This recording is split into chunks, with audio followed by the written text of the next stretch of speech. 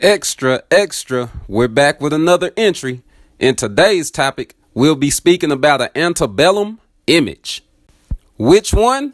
Aunt Jemima. That's right.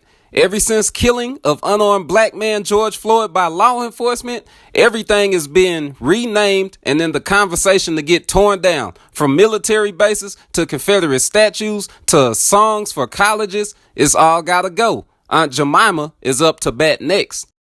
But there was always that one Negro that refused to leave the plantation. In modern times, it was Lawrence Wright who didn't want to let go of a song that he made for his football team at a Florida college.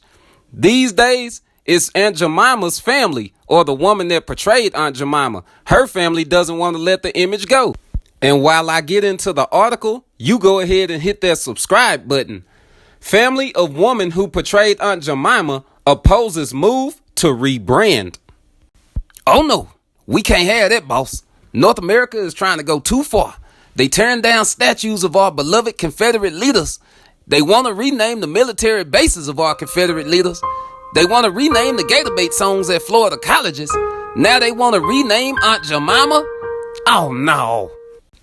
The family of a Texas woman who once portrayed Aunt Jemima has called on the breakfast brand to reconsider its decision to scrap the ubiquitous portrait from its products. Vera Harris said the family takes pride in Quaker Oats scouting her second cousin Lillian Richard to become a brand representative in 1925. News station KLTV reported, quote, "She was considered a hero in her hometown of Hawkins, and we are proud of that. We do not want that history erased," end quote, Harris said. Now, where in the world is Hawkins located at? That sounds like the last place to abolish slavery. What in the world? There's probably only one person in that whole city. Harris said Richard worked for the company for 23 years, traveling around as Aunt Jemima to serve pancakes until she suffered a stroke. Quote, "She made an honest living out of it for a number of years. She toured around Texas," end quote, Harris said, noting there, quote, "wasn't a lot of jobs, especially for black women back in that time," end quote. Harris said the family was upset by Quaker Oats' announcement last week that it will rebrand Aunt Jemima products because the character's origins were, quote, "based on a racial stereotype," end quote.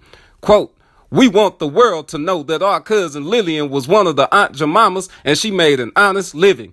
We would ask that you reconsider just wiping all that away," end quote, Harris said. Quote, "I wish we would take a breath and not just get rid of everything, because good or bad, it is our history. Removing that wipes away a part of me, a part of each of us," end quote. Vera Harris. Now you know you done messed up, don't you? You know you done messed up. Let me tell you, it's time to leave the plantation. Get away from the slave mentality, Vera. Time for some quick Q&A. I did a little research and this is what came about. I asked, how much is Aunt Jemima worth? And this popped up. But while Quaker turned a handy profit from Harrington's recipe, selling an estimated $300 million worth of Aunt Jemima products, her family claims that Harrington never saw a dime of the profits. And this was back in 2014. So Vera Harris, it's time to snap out of the plantation mentality, sweetheart. These people will make all the money, steal your recipe, and when your family tries to sue, they won't come out for the funds. The Quakers of old might have helped you escape and achieve freedom, but the modern day Quakers, they didn't help you achieve financial freedom. And if that's not enough, being robbed, then let's get into this antebellum image, more sinister side. For fear of the young male's life, she will psychologically train him to be mentally weak and dependent, but physically strong. Because she has become psychologically independent, she will train her female offsprings to be psychologically independent. What have you got?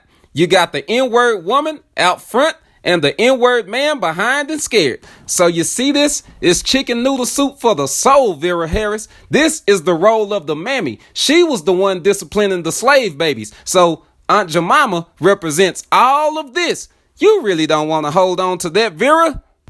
Woo, man. Lawrence Wright and Vera Harris should come to their senses. They need to dump that plantation mentality quick, fast, and in a hurry.